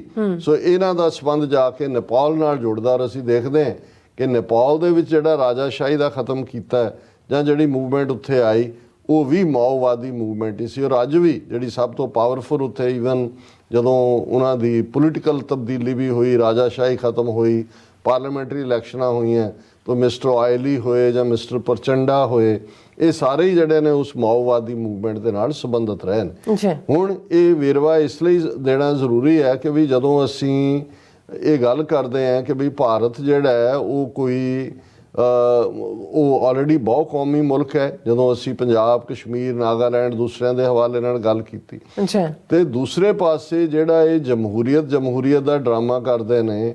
ਇਨਫੈਕਟ ਕਿਵੇਂ ਇਹ ਸਟੇਟ ਇੱਕ ਟੈਰਰ ਸਟੇਟ ਵਾਂਗ ਜ਼ੁਲਮ ਦੇ ਸਹਾਰੇ ਆਪਣੇ ਜਿਹੜੇ ਡਾਊਨ ਟ੍ਰੋਡਨ ਲੋਕ ਨੇ ਉਹਨਾਂ ਦੇ ਉੱਤੇ ਜ਼ੁਲਮ ਕਰਦੀ ਹੈ। ਉਹਨਾਂ ਦੇ ਜਾਂ ਜ਼ਮੀਨਾਂ ਖੋਣਾ, ਉਹਨਾਂ ਦੇ ਨਾਲ ਧੱਕਾ ਹੋਣਾ, ਤੇ ਫਿਰ ਉਹਨਾਂ ਦੇ ਕੋਲ ਕੋਈ ਚੋਇਸ ਹੀ ਨਹੀਂ ਰਹਿੰਦੀ ਅਦਰ ਦੈਨ ਜੇ ਅਸੀਂ ਇਹ ਕਹੀਏ ਕਿ ਭਾਈ ਇਹ ਵੀ ਜਿਹੜੇ ਤੁਰੇ ਨੇ, ਬੇਸ਼ੱਕ ਮਾਓਵਾਦ ਨਾਲ, ਵਿਚਾਰਧਾਰਾ ਨਾਲ ਸਾਡਾ ਤਿੱਖਾ ਵਿਰੋਧ ਹੈ। ਪੰਜਾਬ ਦੇ ਵਿੱਚ ਅਨਫੋਰਚੂਨੇਟਲੀ ਜਿਹੜੇ ਕਮਿਊਨਿਸਟ ਨੇ ਮਾਓਵਾਦ ਦੇ ਨਾਂ ਥੱਲੇ, ਉਹ ਸਿੱਖੀ ਦੇ ਅਗੇਂਸਟ ਭੁਗਤਦੇ ਨੇ। ਅਸੀਂ ਕਿਸਾਨ ਲਹਿਰ ਵੇਲੇ ਵੀ ਦੇਖਿਆ, ਹੁਣ ਵੀ ਅਸੀਂ ਦੇਖਿਆ, ਖਾਲਿਸਤਾਨ ਦੀ ਲਹਿਰ ਵੇਲੇ ਵੀ ਦੇਖਿਆ। ਪਰ ਇਹਦੇ ਬਾਵਜੂਦ ਅਸੀਂ ਜਦੋਂ ਬ੍ਰੌਡਰ ਪਿਕਚਰ ਦੇਖਦੇ ਹਾਂ ਤੇ ਇਹ ਜਿਹੜੇ ਬੇਜ਼ਮੀਨੇ ਲੋਕ ਨੇ ਪੰਜਾਬ ਦੇ, ਤਾਂ ਇੱਕ ਦੋ ਨਕਸਲਾਈਟ ਜਿਹੜੇ ਬਾਅਦ 'ਚ ਹੁਣ ਪ੍ਰੋਮੀਨੈਂਟ ਸਿੱਖਾਂ ਦੇ ਹਿਸਟੋਰੀਅਨ ਵੀ ਨੇ, ਉਹਨਾਂ ਨੂੰ ਮੈਂ ਇੱਕ ਵਾਰੀ ਪੁੱਛਿਆ ਸੀ, ਮੈਂ ਕਿਹਾ ਜੀ ਪੰਜਾਬ 'ਚ ਨਕਸਲਾਈਟ ਮੂਵਮੈਂਟ ਕਿਉਂ ਜਿਹੜੀ ਹੈ ਇਹਦੇ ਪੈਰ ਨਹੀਂ ਲੱਗੇ ਜਾਂ ਇਹਦਾ ਕੀ ਹੋਇਆ? ਉਹਨਾਂ ਨੇ ਕਿਹਾ ਜੀ ਫਾਰਮੂਲੇ ਉਹ ਲਾ ਰਹੇ ਸੀ, ਪੰਜਾਬ 'ਚ ਤਾਂ ਬਿਗ ਫਿਊਡਲ ਸਿਸਟਮ ਹੈ ਹੀ ਨਹੀਂ ਸੀ। ਉੱਥੇ ਇੱਕ ਉਹ ਨੇ ਜਿਹੜੇ ਬਿਲਕੁਲ ਹੈਵ ਨਾਟ ਨੇ, ਇੱਕ ਨੇ ਜਿਨ੍ਹਾਂ ਨੇ ਸਭ ਕੁਝ ਰੱਖਿਆ। ਸੋ ਪੰਜਾਬ ਦੇ ਵਿੱਚ ਉਹਨਾਂ ਦੇ ਜਿਹੜੇ ਫਿਰ ਸਿੱਖੀ ਵੱਲ ਪਲਟੇ, ਉਹਨਾਂ ਨੇ ਕਿਹਾ ਜੀ ਪੰਜਾਬ 'ਚ ਸਿੱਖੀ ਤੋਂ ਵੱਡਾ ਕੋਈ ਰੈਵੋਲੂਸ਼ਨ ਨਹੀਂ ਹੈ। ਸਿੱਖੀ ਦਾ ਮਾਡਲ ਹੈ, 10ਵੇਂ ਪਾਤਸ਼ਾਹ ਨੇ ਉਹ ਸਾਨੂੰ ਰਾਹ ਦਿੱਤਾ, ਪਰ ਉਹੀ 10ਵੇਂ ਪਾਤਸ਼ਾਹ ਦੀ ਆਈਡੀਓਲੋਜੀ ਨੇ ਇਹਨਾਂ ਬੇਜ਼ਮੀਨੇ ਜਿਨ੍ਹਾਂ ਨੂੰ ਇਹ ਕਰਨਾ ਚਾਹੁੰਦੇ ਨੇ, ਉਹਨਾਂ ਨੂੰ ਵੀ ਮੋਟੀਵੇਸ਼ਨ ਦਿੱਤੀ ਹੈ। ਭਾਵੇਂ ਉਹ ਡਾਇਰੈਕਟਲੀ ਉਹਨਾਂ ਨੇ 10ਵੇਂ ਪਾਤਸ਼ਾਹ ਦਾ ਫਲਸਫਾ ਨਾ ਪੜ੍ਹਿਆ ਹੋਏ, ਪਰ ਚੁੰਕਾਰਜ਼ ਹਮਾ ਹੀਲ ਤੇ ਦਰਗੁਜ਼ਸਤ ਹਲਾਲ ਅਸਤ ਬੁਰਦਨ ਬਾ ਸ਼ਮਸ਼ੀਰ ਦਸਤ। ਸੋ ਉਹਨਾਂ ਦੇ ਕੋਲ, ਔਰ ਇਹਦੇ ਚੋਂ ਇੱਕ ਲੈਸਨ ਇਹ ਵੀ ਨਿਕਲਦਾ ਹੈ, ਜਦੋਂ ਪੰਜਾਬ ਦੇ ਵਿੱਚ 10 ਸਾਲ ਬਾਅਦ ਕੋਈ ਨਵੀਂ ਗੱਲ ਤੁਰਦੀ ਹੈ ਆਪਣੇ ਹੱਕਾਂ ਲਈ, ਇਹ ਜ਼ੁਲਮ ਕਰਕੇ ਉਹਨੂੰ ਬੰਦ ਕਰਾ ਦਿੰਦੇ ਨੇ, ਚੁੱਪ। ਫਿਰ ਇਹ ਕਹਿੰਦੇ ਨੇ ਜੀ ਗੱਲ ਮੁਕਾਤੀ, ਖਾਲਿਸਤਾਨ ਦੀ 150 ਇਹ ਕੈਟਾਗਰੀ, 500 250 ਕੈਟਾਗਰੀ ਖਤਮ ਕਰਤੇ। ਹੁਣ 39 ਸਾਲ ਤੋਂ ਤਾਂ ਇਹਨਾਂ ਨੇ ਜ਼ੋਰ ਲਾ ਲਿਆ ਪੰਜਾਬ 'ਚ ਇੱਕ ਛੋਟੀ ਜਿਹੀ ਸਿੱਖ ਕੌਮ ਜਿਸ ਦੇ ਉੱਤੇ ਇਹਨਾਂ ਨੇ ਇਹਨੇ ਇੱਕ ਤੋਂ ਬਾਅਦ ਇੱਕ ਜ਼ੁਲਮ ਭਰਪਾ ਕੀਤੇ ਨੇ। ਹੁਣ ਵੀ ਭਾਈ ਅੰਮ੍ਰਿਤਪਾਲ ਸਿੰਘ ਫਿਨੋਮਨਾ ਤੋਂ ਬਾਅਦ ਉਹਨਾਂ ਦਾ ਮੀਡੀਆ ਐ ਕਰ ਰਿਹਾ ਜਿਵੇਂ ਕਿ ਉਹਨਾਂ ਨੇ ਗੱਲ ਮੁੱਕੀ ਨਹੀਂ ਹੈ, ਗੱਲ ਤਾਂ ਚੱਲ ਰਹੀ ਹੈ। ਔਰ ਇਹੀ ਗੱਲ ਇਹ ਨਕਸਲਵਾਦੀਆਂ ਦੇ ਹਵਾਲੇ ਨਾਲ ਜਦੋਂ ਇਹਨਾਂ ਨੇ ਹਜ਼ਾਰਾਂ ਨੌਜਵਾਨ ਇਹਨਾਂ ਸੂਬਿਆਂ 'ਚ ਝੂਠੇ ਪੁਲਿਸ ਮੁਕਾਬਲਿਆਂ 'ਚ ਮਾਰੇ ਸੀ, ਔਰ ਹੁਣ ਜਦੋਂ ਕਿ ਇਸ ਖਿੱਤੇ ਦੇ ਵਿੱਚ ਛੱਤੀਸਗੜ੍ਹ ਦੇ ਵਿੱਚ, ਬਸਤਰ ਦੇ ਵਿੱਚ ਔਰ ਜਿੱਥੇ ਦਾਂਤੇਵਾੜਾ 'ਚ ਵਾਕਿਆ ਹੋਇਆ ਪਿਛਲੇ 5 ਸਾਲਾਂ ਤੋਂ Indian air force drone attack ਕਰਦੀ ਹੈ, ਮਾਰਦੀ ਹੈ। ਲੇਕਿਨ ਜੇ ਹੁਣ ਇਸ ਲੈਵਲ ਤੇ ਜਿੱਥੇ ਇੰਨੇ ਉਹਨਾਂ ਦੇ ਡਿਸਟ੍ਰਿਕਟ ਪ੍ਰਭਾਵਿਤ ਨੇ, ਇਹਨਾਂ ਦੇ ਇੰਡੀਅਨ ਗਵਰਨਮੈਂਟ ਦੀ ਆਪਣੀ ਰਿਪੋਰਟ ਹੈ ਹੋਮ ਮਿਨਿਸਟਰੀ ਦੀ, 2021 ਚ 509 ਘਟਨਾਵਾਂ ਹੋਈਆਂ। ਔਰ ਕੱਲਾ ਇਹ ਨਹੀਂ ਹੈ ਕਿ ਵੀ ਉਹਨਾਂ ਨੇ IED ਅੱਜ ਹੀ ਬਲਾਸਟ ਕੀਤੀ ਹੈ। 2010 ਦੇ ਵਿੱਚ ਇਸੇ ਹੀ ਏਰੀਆ ਦੇ ਵਿੱਚ ਉਹਨਾਂ ਨੇ ਇਸ ਬਲਾਸਟ ਦੇ ਨਾਲ 75 CRPF ਦੇ ਜਵਾਨ ਜਿਹੜੇ ਨੇ ਉਹ ਉਡਾਏ ਸੀ। ਹੁਣ ਬੇਸ਼ੱਕ ਜਿਹੜੇ ਉਧਰੋਂ ਮਰਨ ਵਾਲੇ ਨੇ ਉਹ ਵੀ ਗਰੀਬਾਂ ਦੇ ਬੱਚੇ ਨੇ, ਉਹਨਾਂ ਕੋਲ ਉਹ ਠੀਕ ਕਿਹਾ ਸਤਪਾਲ ਮਲਕ ਨੇ ਇੱਕ ਥਾਂ ਤੇ ਕਿ ਇਹਨਾਂ ਦਾ ਕੋਈ ਬੱਚਾ ਦੇਖਿਆ ਤੁਸੀਂ ਫੌਜ ਜਾਂ ਪੁਲਿਸ ਜਾਂਦਾ ਹੈ, ਮੋਦੀ, ਅਮਿਤ ਸ਼ਾਹ ਜਾਂ ਇਹ ਸਾਰੀ ਨਸਲ ਦੇ ਜਿਹੜੇ ਅੰਬਾਨੀ ਅਡਾਨੀ ਨੇ ਇਹ ਤੁਹਾਨੂੰ ਹੀ ਮਰਵਾਉਂਦੇ। ਸੋ ਸਾਡਾ ਉਹਨਾਂ ਨਾਲ ਜਿਹੜੇ ਵਿਚਾਰੇ ਮਾਰੇ ਜਾਂਦੇ ਨੇ ਉਹਨਾਂ ਨਾਲ ਸਾਡੇ ਉਹ ਵੀ ਪਰਿਵਾਰ ਉੜਦੇ ਨੇ ਅਲਟੀਮੇਟਲੀ। ਲੇਕਿਨ ਕਿਵੇਂ ਉਹਨਾਂ ਨੂੰ ਰਾ ਮਟੀਰੀਅਲ ਬਣਾ ਕੇ ਵਰਤਿਆ ਜਾਂਦਾ ਹੈ, ਇੱਕ ਪਾਰਟ ਇਹ ਹੈ। ਔਰ ਅਰੁਣ ਦਹਾਤੀ ਰਾਏ ਜਿਹੜੀ ਕਾਫੀ ਹਮਦਰਦੀ ਵੀ ਰੱਖਦੀ ਹੈ ਇਸ ਸਾਰੀ ਮੂਵਮੈਂਟ ਦੇ ਨਾਲ, ਔਰ ਉਹ ਲਿਖਦੀ ਵੀ ਰਹਿੰਦੀ ਹੈ ਇਸ ਬਾਰੇ। ਉਹਨੂੰ ਜਦੋਂ ਇੱਕ ਵਾਰੀ ਪੁੱਛਿਆ ਗਿਆ ਸੀ ਜੀ ਕਿ ਤੂੰ ਕਿਉਂ ਸਪੋਰਟ ਕਰਦੀ ਹੈ ਹਥਿਆਰਬੰਦ ਸੰਘਰਸ਼ ਦੀ, ਜਾਂ ਉਹਨੇ ਕਿਹਾ ਉਹ ਹਥਿਆਰਬੰਦ ਕਿੱਥੇ ਨੇ, they are Gandhians with the guns. ਕਿ ਗਾਂਧੀ ਕੋਲ ਤਾਂ ਖਾਣ ਪੀਣ ਨੂੰ ਸਭ ਕੁਝ ਸੀ, ਉਹ ਭੁੱਖਾ ਰਹਿ ਕੇ ਆਪਣਾ ਪ੍ਰੋਟੈਸਟ ਦਿਖਾਉਂਦਾ ਸੀ। ਇੱਥੇ ਤਾਂ ਉਹਨਾਂ ਦੇ ਕੋਲ ਕੁਝ ਹੈ ਹੀ ਨਹੀਂ, ਇਹ ਵੀ ਗਾਂਧੀਅਨ ਨੇ, ਇਹਨਾਂ ਕੋਲ ਹੋਰ ਤਰੀਕਾ ਹੀ ਕੋਈ ਨਹੀਂ ਹੈ। ਜਦੋਂ ਇੱਕ ਪਾਸੇ ਸਟੇਟ ਟੈਰਰ ਦੇ ਨਾਲ ਉਹਨਾਂ ਨੂੰ ਚੁੱਪ ਕਰਾਉਣਾ ਚਾਹੁੰਦੀ ਹੈ ਤੇ ਉਹ ਜਿਹੜੇ ਨੇ ਆਪਣੀ ਆਵਾਜ਼ ਹੀ ਜਿਹੜੀ ਹੈ ਉਹ ਬੁਲੰਦ ਕਰ ਰਹੇ ਨੇ। ਔਰ ਇਹ ਜਿਹੜਾ ਹੈ ਇਹ ਸਾਰਾ ਇਕੱਲਾ ਇੱਕ ਥਾਂ ਤੇ ਨਹੀਂ ਹੈ, ਝਾਰਖੰਡ, ਬਿਹਾਰ, UP 'ਚ ਵੀ ਇਹ ਵਾਕਿਆਤ ਹੁੰਦੇ ਰਹਿੰਦੇ ਨੇ। ਔਰ ਇਸ ਦੇ ਉੱਤੇ ਅੱਡ ਅੱਡ ਜਿਹੜੀ ਹੈ, ਹੁਣ ਮੈਂ ਇਹ ਦੇਖ ਰਿਹਾ ਸੀ ਵੀ ਇੰਨਾ ਉਹਨਾਂ ਦਾ ਨੈਟਵਰਕ ਹੈ ਸਿਕਿਉਰਿਟੀ ਫੋਰਸਿਸ ਦਾ ਕਿ ਉੱਥੇ ਉਹਨਾਂ ਦੇ CRPF ਦੇ 15 ਫਾਰਵਰਡ ਆਪਰੇਟਿੰਗ ਬੇਸ ਨੇ ਛੱਤੀਸਗੜ੍ਹ ਦੇ ਵਿੱਚ, ਔਰ ਉਹਨਾਂ ਦੀ ਟ੍ਰੇਨਿੰਗ ਵੀ ਇਸ ਲੈਵਲ ਦੇ ਉੱਤੇ ਹੁੰਦੀ ਹੈ। ਔਰ ਇਹਦੇ ਬਾਵਜੂਦ ਆਲਮੋਸਟ 1/3 ਉਹ ਖਿੱਤਾ ਸਾਰਾ 200 ਦੇ ਕਰੀਬ ਡਿਸਟ੍ਰਿਕਟ ਜਿਹੜੇ ਨੇ ਉਹਨਾਂ ਦੇ ਵਿੱਚ ਇਹਨਾਂ ਦਾ ਰਾਜ ਚੱਲਦਾ ਹੈ, ਜਿਹਨਾਂ ਨੂੰ ਮਾਓਵਾਦੀ ਕਹਿ ਲਓ, ਨਕਸਲਵਾਦੀ ਕਹਿ ਲਓ। ਲੋਕਾਂ ਦੀ ਹਮਦਰਦੀ ਹੈ, ਲੋਕਾਂ ਨੂੰ ਇਹ ਵੀ ਇਹ ਸਾਡੇ ਲਈ ਲੜ ਰਹੇ ਨੇ, ਉਹਨਾਂ ਨੂੰ ਟੈਕਸ ਦਿੰਦੇ ਨੇ, ਔਰ ਇਹ CRPF ਜਾਂ ਦੂਜੇ ਕਈ ਵਾਰ ਉਹਨਾਂ ਦੇ ਨੇੜੇ ਤੇੜੇ ਵੜ ਵੀ ਨਹੀਂ ਸਕਦੇ। ਹੁਣ ਵੀ ਇਹ ਜਿਹੜੇ 2-3 ਮਹੀਨੇ ਹੁੰਦੇ ਨੇ ਬਿਟਵੀਨ ਮਾਰਚ ਤੋਂ ਜੂਨ ਤੱਕ, ਇਹ ਉਹਨਾਂ ਨੇ ਜਿਹੜੇ ਮਾਓਵਾਦੀ ਨੇ ਜਿਹਦਾ ਨਾਂ ਉਹਨਾਂ ਨੇ ਰੱਖਿਆ ਹੋਇਆ tactical counter offensive campaign TCOC, ਕਿਉਂਕਿ ਹੁਣ ਜਿਹੜਾ ਦਰਿਆਵਾਂ 'ਚ ਪਾਣੀ ਨਹੀਂ ਹੁੰਦਾ, ਵਿਜ਼ਿਬਿਲਿਟੀ ਜ਼ਿਆਦਾ ਹੁੰਦੀ ਹੈ, ਔਰ ਉਹ ਆਪਣਾ ਜਿਹੜਾ ਕੰਮ ਕਰਦੇ ਨੇ ਮੈਸੇਜ ਉਹ ਇਹੀ ਦਿੰਦੇ ਨੇ ਕਿ ਭਾਈ ਅਸੀਂ ਜਿਹੜਾ ਹੈ ਜ਼ੁਲਮ ਦੇ ਨਾਲ ਦੱਬਣ ਵਾਲੇ ਨਹੀਂ ਹੈ। ਸੋ ਜਿਨ੍ਹਾਂ ਨੂੰ ਇਹ ਲੱਗਦਾ ਹੈ ਕਿ ਭਾਰਤ ਬੜਾ ਪੀਸਫੁਲ ਸ਼ਾਂਤ, ਉਹ ਦੇਖ ਲੈਣ ਅੱਜ ਦੀ ਘਟਨਾ ਆਪਣੇ ਆਪ 'ਚ ਇਸ ਗੱਲ ਦਾ ਸਬੂਤ ਹੈ ਕਿ 1960ਵਿਆਂ 'ਚ ਨਕਸਲਾਈਟ ਮੂਵਮੈਂਟ ਖੜੀ ਹੋਈ, ਅਸੀਂ 2023 ਚ ਗੱਲ ਕਰ ਰਹੇ ਹਾਂ। ਆਲਮੋਸਟ ਜਿਹੜਾ ਤੁਸੀਂ ਅੰਦਾਜ਼ਾ ਲਾ ਲਓ ਵੀ 60 ਸਾਲ ਇਸ ਤੋਂ ਜ਼ਿਆਦਾ ਹੋ ਚੁੱਕੇ ਨੇ। ਤੇ ਜੇ ਜ਼ੁਲਮ ਦੇ ਨਾਲ, ਔਰ ਇਹ ਮਨਮੋਹਨ ਸਿੰਘ ਸਰਕਾਰ ਵੇਲੇ ਦਾ ਸਰਵੇ ਹੋਇਆ ਸੀ ਕਿ ਇਸ ਵੇਲੇ 50,000 ਟ੍ਰੇਨਡ ਨਕਸਲਾਈਟ ਗੁਰਿਲੇ, ਜਿਹਨਾਂ ਅੱਧੀਆਂ ਔਰਤਾਂ ਨੇ ਕਿਉਂਕਿ ਉਹ ਉਹਨਾਂ ਆਪਣੇ ਹੱਕਾਂ ਲਈ ਲੜ ਰਹੇ ਨੇ, ਤੇ ਉਹਨਾਂ ਨੂੰ ਜੇ ਇੰਨੀ ਫੌਜ CRPF ਡਰੋਨ ਅਟੈਕ ਨਾਲ ਮਾਰ ਨਹੀਂ ਸਕੇ ਤੇ ਇਹ ਕਿਸ ਕਿਸਮ ਦਾ ਮੁਲਕ ਹੈ ਤੇ ਕਿੰਨੀ ਕੁ ਦੇਰ ਇਹ ਸਟੇਟ ਟੈਰਰ ਨਾਲ ਲੋਕਾਂ ਦੇ ਮੁੱਢਲੇ ਹੱਕ, ਉਹ ਟਰਾਈਬਲ ਲੋਕ ਨੇ, ਜ਼ਮੀਨਾਂ ਦੇ ਉਹਨਾਂ ਦੀਆਂ ਜੰਗਲ 'ਚ ਰਹਿਣ ਵਾਲੇ ਉਹਨਾਂ ਦੇ ਹਕੂਕ ਨੇ, ਪਰ ਕਾਰਪੋਰੇਟ ਸੈਕਟਰ ਔਰ ਵੱਡੇ ਵੱਡੇ ਅਮੀਰ ਉਹਨਾਂ ਦੀਆਂ ਜ਼ਮੀਨਾਂ ਖੋਹਣ ਦੇ ਲਈ ਉਹਨਾਂ ਦੇ ਉੱਤੇ ਬਰਬਰੀਅਤ ਕਰਦੇ ਨੇ।